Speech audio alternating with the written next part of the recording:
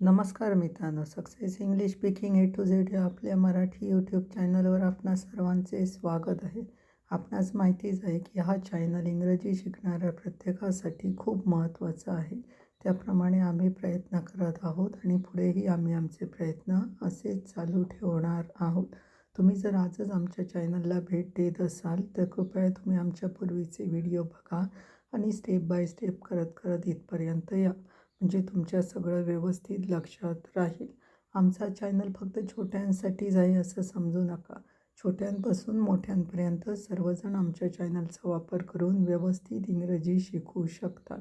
त्यामुळे तुम्ही अजूनपर्यंत जर आमच्या चॅनलला सबस्क्राईब केला नसेल तर प्लीज आमच्या चॅनलला सबस्क्राईब करा, लाईक करा आणि जास्तीत जास्त शेअर करा. जेणेकरून तुमचे मित्रमैत्रीण असतील, प्रियजन असतील त्यांनाही या चॅनलचा लाभ घेता येईल. चला तर मग आता आपण व्हिडिओला सुरुवात करू.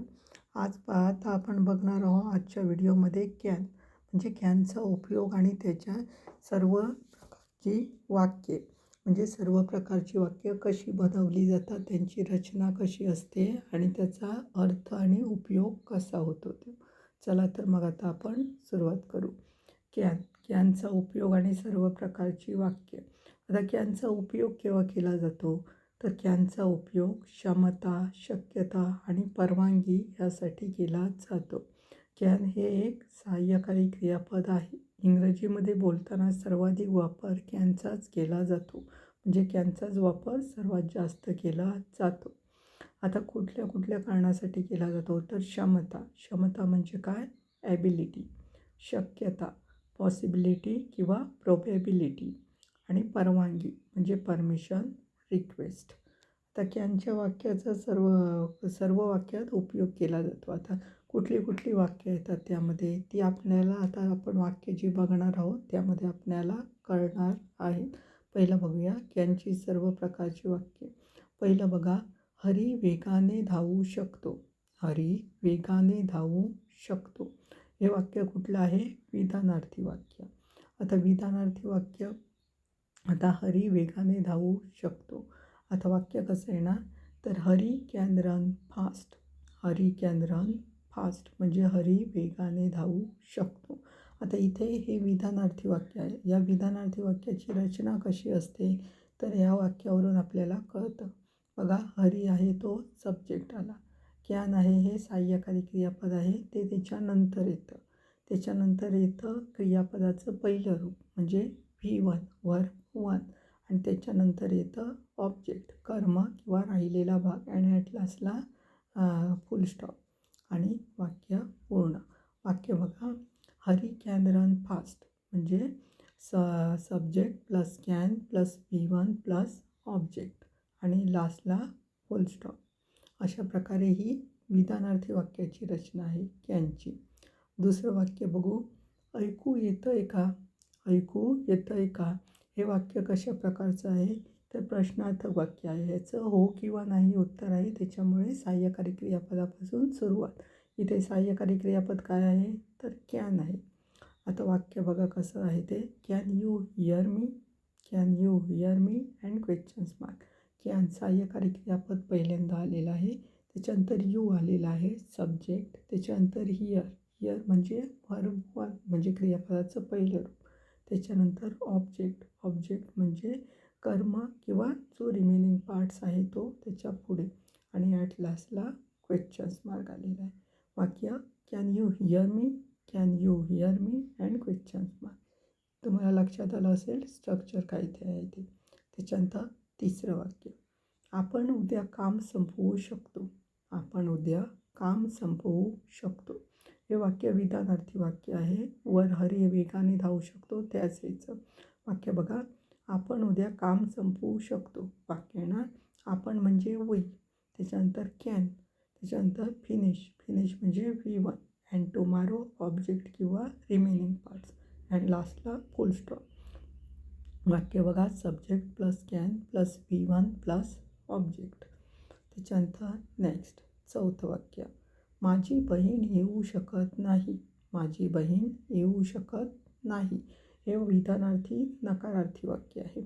वाक्य कसं येणार बघा, माझी बहीण करता म्हणजे माय सिस्टर पहिल्यांदा आलं subject.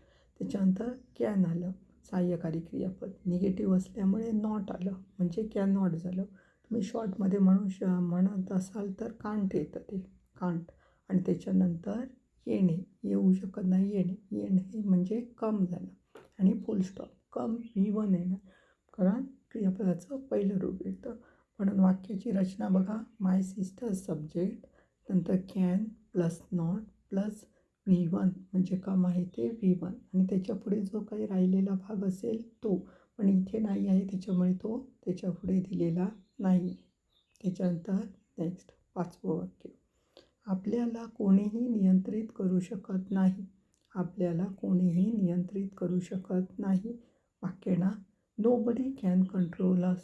Nobody can control us. इथे तुम्हाला माहिती असेल अगोदर पण मी सांगितलेलं आहे बऱ्याच वेळा की निगेटिव्ह असलं म्हणून फक्त नोच येतं असं नाही, नॉट येतं असं नाही. त्यामध्ये नो येतं, नोबडी येतं, नथिंग येतं, यासारखे निगेटिव्ह शब्द पण येतात आणि त्यावेळी रचना बदलू शकते आणि रचना बदलते. त्याप्रमाणे इथे बदललेली आहे बघा. आपल्याला कोणीही नियंत्रित करू शकत नाही म्हणून nobody can control us. Control म्हणजे नियंत्रित करणे, अस म्हणजे आपल्याला. नोबडी म्हणजे कोणीही नाहीसाठी. त्याच्यानंतर 6वं वाक्य. मदत करा, मला विश्वास घेता येत नाही सॉरी मदत करा, मला श्वास घेता येत नाही. मदत करा, मला श्वास घेता येत नाही किंवा मदत करा, मी श्वास घेऊ शकत नाही. वाक्य ना. Help, I can't breathe. Help, I can't breathe. I नंतर घेऊ शकत नाही म्हणून निगेटिव्ह आहे म्हणून कॅनॉट आलेलं आहे, त्याचं कांट झालेलं आहे. आणि ब्रीथ, ब्रीथ म्हणजे काय, श्वास. त्याच्यानंतर 7वं वाक्य. आपण सिनेमाला जाऊ शकतो का? आपण सिनेमाला जाऊ शकतो का? याचं उत्तर हो किंवा नाही. हो किंवा नाही म्हणजे सहाय्यकारी क्रियापदापासून सुरुवात. इथे सहाय्यकारी क्रियापद आपलं कुठलं घेतलेलं आहोत तर कॅन घेतलेलं आहे. कॅन त्याच्यानंतर करता आपण म्हणजे वी. कॅन वी त्याच्यानंतर जाण्यासाठी गो क्रियापद V1. To the cinema. To the cinema जो ऑब्जेक्ट आहे किंवा रिमेनिंग पार्ट. अँड ॲट लास्टला क्वेश्चन्स मार्क. वाक्य कसं आलेलं आहे. Can we go to the cinema. Can we go to the cinema and questions mark. त्याच्यानंतर 8वं वाक्य. तुम्ही असं कसं म्हणू शकतात? तुम्ही असं कसं म्हणू शकतात? याचं उत्तर हो किंवा नाही देता येत नाही. त्याच्यामुळे स्पेसिफिक WH वर्ड्स यासाठी लागतो. आता तो कशावरून आपण ठरवणार तर तुम्ही कसं, असं, कसं. कसं म्हणजे कसे म्हणू शकतात. कसे हा प्रश्नार्थक शब्द आहे. त्याच्यासाठी इंग्रजीत कुठला वापरला जातो तर हाऊ वापरला जातात. त्याप्रमाणे हाऊ वापरलेला आहे बघा. हाऊ त्याच्यानंतर सहाय्यकारी क्रियापद कॅन आलेलं आहे. तुम्ही करता म्हणजे यू. हाऊ कॅन यू झालेला आहे. आता म्हणूसाठी से, SAY से. V1 पाहिजे म्हणून. आणि लाईक धिस पुढचा जो रिमेनिंग पार्ट्स आहेत किंवा ऑब्जेक्ट आहे तो त्याच्या पुढे आलेला आहे. अँड ॲट लास्टला क्वेश्चन्स मार्क. कशाला तर क्वेश्चन सेंटेन्स आहे म्हणून. अशा प्रकारे वाक्य कसं झालेलं आहे. How can you say like this. How can you say like this.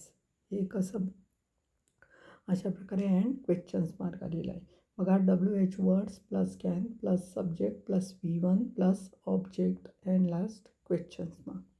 ही त्याची रचना आहे, स्ट्रक्चर आहे. त्याच्यानंतर 9वं वाक्य. कृपया तुम्ही माझ्यासोबत येऊ शकता का? कृपया तुम्ही माझ्यासोबत येऊ शकता का? हो किंवा नाही सुरुवात होते हे सहाय्यकारी क्रियापदापासून. इथे सहाय्यकारी क्रियापद कॅन आहे कारण शकणे आहे, शकता का म्हणून. वाक्य बघा. Can you come with me. Can you come with me please. आणि प्लीज म्हणजे कृपया आहे म्हणून घेतलेलं आहे. Can you come with me please and questions mark. Can आलेला आहे सहाय्यकारी क्रियापद प्लस आलेलं आहे यू म्हणजे सब्जेक्ट. त्याच्यानंतर कम V1 अँड विथ मी आलेला आहे ह्याच्यासाठी ऑब्जेक्ट किंवा रिमेनिंग पार्ट असेल तो. प्लीज हे कृपयासाठी आलेलं आहे. आणि ॲट लास्टला क्वेश्चन्स मार्क. त्याच्यानंतर 10वं वाक्य. तुमचा नशिबावर विश्वास आहे का? तुमचा नशिबावर विश्वास आहे का? वाक्य येणार क्वेश्चन्स मार्क. त्या वाक्य येणं आता, can you believe the luck, can you believe the luck and questions mark. Can आलेलं आहे, यू आलेलं आहे करता, त्याच्यानंतर बिलीव्ह आलेलं आहे V1 म्हणजे क्रियापद, आणि द लक आलेलं आहे ते ह्याच्यासाठी ऑब्जेक्ट किंवा रिमेनिंग पार्टसाठी. ॲट लास्टला क्वेश्चन्स मार्क, कारण क्वेश्चन सेंटेन्स आहे म्हणून. त्याच्यानंतर 11वं वाक्य, मी स्वतःची काळजी घेऊ शकतो किंवा मी स्वतःची काळजी घेऊ शकते. वाक्य येणार, I can take care of myself, I can take care of myself. इथे subject plus can plus V1 plus object किंवा रिमेनिंग पार्ट्स, ॲट लास्टला फुल स्टॉप, बिकॉज विधानार्थी वाक्य आहे म्हणून. त्याच्यानंतर 12वं वाक्य, तुम्ही पुन्हा भेटण्याची आम्ही वाट पाहू शकत नाही, तुम्ही पुन्हा भेटण्याची आम्ही वाट पाहू शकत नाही. हे आहे विधानार्थी नकारार्थी वाक्य. वाक्य येणार, तुम्ही पुन्हा भेटण्याची, तुम्ही पुन्हा भेटण्याची आम्ही वाट पाहू शकत नाही, म्हणजे आम्ही पहिल्यांदा येणार, करता येणार आम्ही, म्हणून we can not wait to see you again, we can not wait to see you again. We आलेलं आहे सब्जेक्ट, कॅन आलेलं आहे सहाय्यकारी क्रियापद, नॉट आहे निगेटिव्ह आहे म्हणून, वेट म्हणजे वाट पाहणे, आणि टू सी यू अगेन म्हणजे तुमची म्हणून आलेलं आहे. किंवा तुम्ही वी कांट पण म्हणू शकता, वी कॅनॉट म्हणू शकता, किंवा we can't wait to see you again असं पण म्हणू शकता. त्याच्यानंतर 13वं वाक्य बघा, रामने त्याच्या खिशात चावी ठेवली पण आता त्याला ती सापडत नाही आहे, म्हणजे ती सापडू शकत नाही आहे. वाक्य बघा कसं आहे ना, Ram put the key in his pocket but now he can't find it. Ram put the key in his pocket म्हणजे रामने आपल्या खिशात चावी ठेवलेली होती, म्हणजे ठेवली होती, पण नाव ही कांट फाइंड इट, पण त्याला आता ती सापडू शकत नाही आहे, शकत नाही म्हणून कांट आलेलं आहे. फाइंड म्हणजे सापडणे, आणि नॉट म्हणजे नाही म्हणून, म्हणजे सापडू शकत नाही असं आहे ते. पहिल्यांदा आलेलं आहे, रामने त्याच्या खिशात चावी ठेवली, हे वाक्य घेतलेलं आहे. त्याच्यानंतरचे वाक्य आहे दुसरं, त्यामध्ये कांट यूज केलेलं आहे, कॅनॉट यूज केलेलं आहे. त्याच्यानंतर 14वं वाक्य, मी इंग्रजी कसे बोलू शकतो, मी इंग्रजी कसे बोलू शकतो. आता हो किंवा नाही उत्तर नाही आहे, त्याच्यामुळे ऑपोजली WH टाईप वर्ड्स आपल्याला इथे यूज करावं लागणार आहे प्रश्नार्थी वाक्यात. आता कसे बोलू शकतो, कसे म्हणजे हाऊ आलेलं आहे बरोबर. हाऊ नंतर येतं सहाय्यकारी क्रियापद म्हणजे शकण्यासाठी, म्हणून कॅन आलेलं आहे. How can I speak English, how can I speak English and questions mark. How WH type words, can use झालेला आहे सहाय्यकारी क्रियापद म्हणून, आय आलेला आहे करता म्हणून, स्पीक आलेला आहे V1, आणि इंग्लिश आलेलं आहे ऑब्जेक्ट किंवा रिमेनिंग पार्ट्स म्हणून, अँड ॲट लास्टला क्वेश्चन्स मार्क. मी इंग्रजी कसे बोलू शकतो म्हणजे how can I speak English and questions mark. इथे लक्षात घ्या, थोडं करेक्शन करून घ्या, मी इंग्रजी कसे बोलू शकतो त्याच्यानंतर फुल स्टॉप दिलेला आहे, ते फुल स्टॉप नाही आहे, ते क्वेश्चन्स मार्क करून द्या. इंग्रजी वाक्यामध्ये क्वेश्चन्स मार्क दिलेला आहे, पण मराठी वाक्य बघितलं असेल तुम्ही तर तिथे फुल स्टॉप आहे, तर फुल स्टॉप नको, क्वेश्चन्स मार्क द्या, कारण ते क्वेश्चन सेंटेन्स आहे म्हणून. त्याच्यानंतर 15वं वाक्य घ्या. नेक्स्ट, उद्या पाऊस पडू शकतो, उद्या पाऊस पडू शकतो म्हणजे शक्यता आहे म्हणून कॅन वापरलेलं आहे. वाक्य बघा, it can rain tomorrow, it can rain tomorrow. इथे कॅन म्हणजे पडू शकतो म्हणून, रेन आलेला आहे V1 म्हणून, इथे टुमारो आलेला आहे ऑब्जेक्ट किंवा रिमेनिंग पार्ट, इट सब्जेक्ट म्हणून.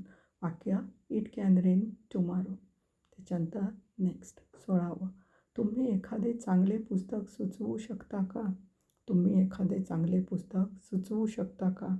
वाक्य येणार, कॅन यू रिकमेंडेड किंवा suggest a good book, can you recommend किंवा suggest a good book and questions mark. Recommend म्हणू शकता की तुम्ही सुचवूसाठी, किंवा सजेस्ट पण म्हणू शकता, दोघातला कुठलाही शब्द तुम्ही वापरू शकता. Can you recommend a good book किंवा can you suggest a good book and questions mark. इथे हो किंवा नाही आहे, त्याच्यामुळे त्याची रचना कशी आहे ते तुमच्या लक्षात आली असेल. सहाय्यकारी क्रियापद कॅन, त्याच्यानंतर यू आलेला आहे करता म्हणून, रिकमेंड किंवा सजेस्ट आलेला आहे V1 म्हणून, आणि त्याच्यानंतर जो पार्ट आलेला आहे तो रिमेनिंग पार्ट्स किंवा ऑब्जेक्टमध्ये आलेला आहे, आणि क्वेश्चन्स मार्क लास्ट आलेला आहे कारण क्वेश्चन सेंटेन्स असल्यामुळे. त्याच्यानंतर 17वं वाक्य, कृपया शांत राहाल का? कृपया शांत राहाल का? And questions mark. वाक्य ना, can you please be quiet? Can you please be quiet? And questions mark.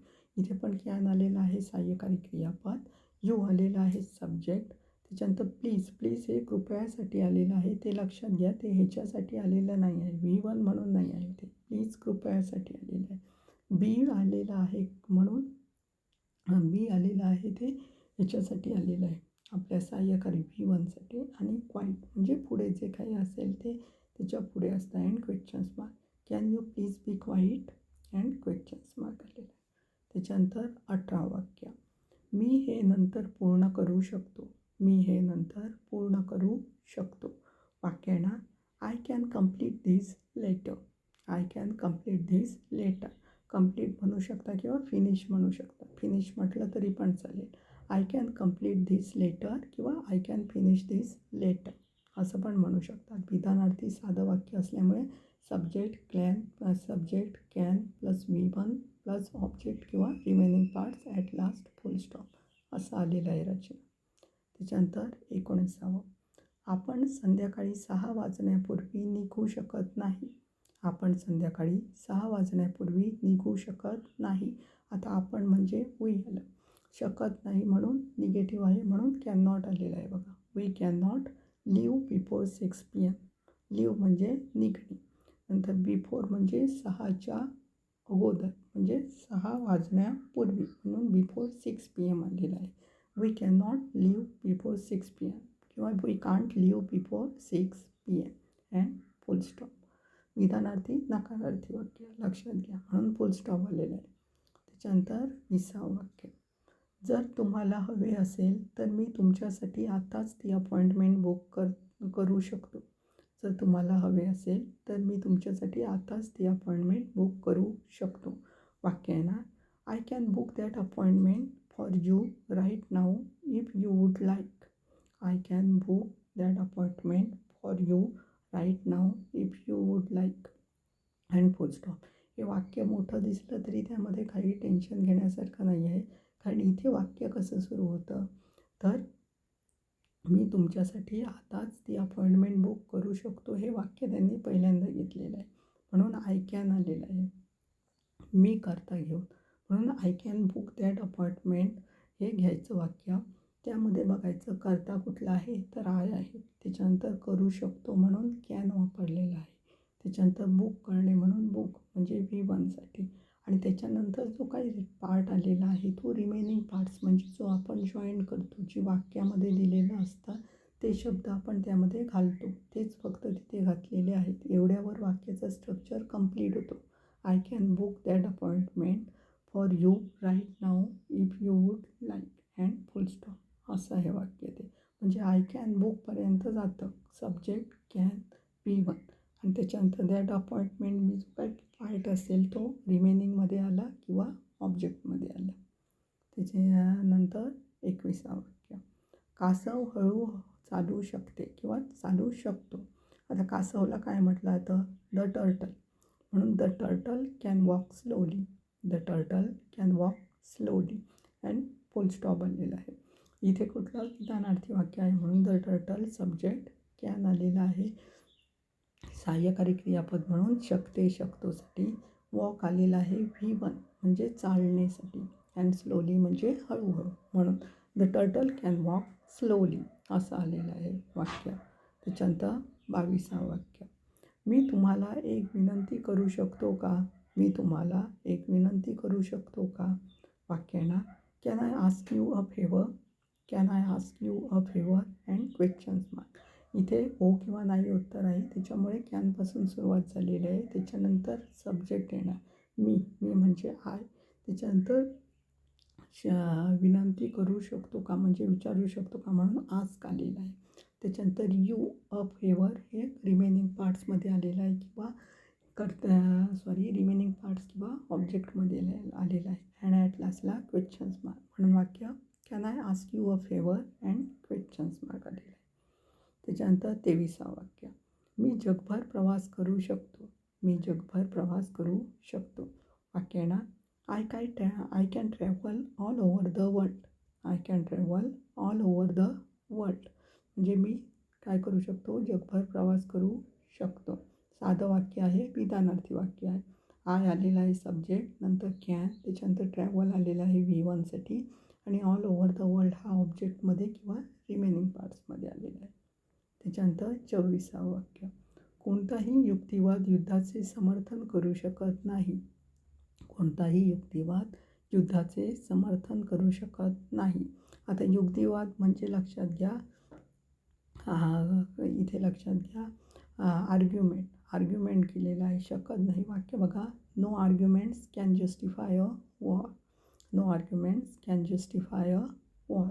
No argument म्हणजे कोणताही युक्तिवाद करू शकत नाही साठी.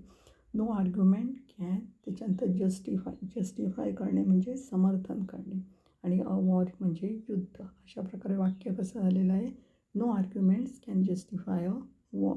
इथे तुम्ही म्हणाल की इथे हे दिलेलं नाही आहे स्ट्रक्चर, पण काही वाक्यांची स्ट्रक्चर हे करता येत नाही. म्हणजे नॉटची असतात ती आपण करू शकतो स्ट्रक्चरमध्ये, पण जी नॉट असतात, नो असतात किंवा नो बडी असतात, नथिंग असतात, या वाक्यांची जी काही स्ट्रक्चर असतात ते फिक्स असे स्ट्रक्चर नसतात. त्याच्यामुळे जसं वाक्य असेल त्याप्रमाणे त्यांच्यामध्ये स्ट्रक्चर घ्यावा लागतो.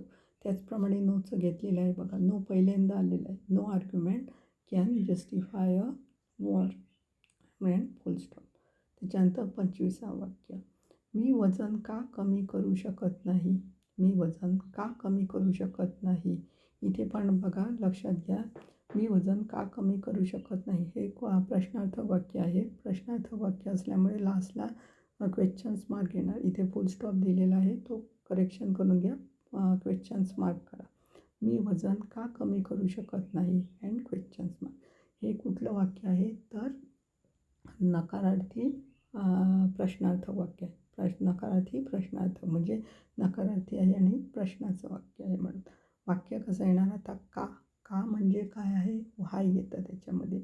इथे वाक्य कसं हो किंवा नाही आपण उत्तर देता येत नाही, त्याच्यामुळे इथे प्रश्नार्थक शब्द वापरावा लागतो आणि तो कुठला, कासाठी. का म्हणजे व्हाय, म्हणून व्हाय पहिल्यांदा आलेला आहे. त्याच्यानंतर कांट म्हणजे कॅन नॉटच आहे, ते कांट केलेलं आहे. Why can't I lose weight. Why can't I lose weight and questions mark. म्हणजे का करू शकत नाही, why can't I lose weight and full stop.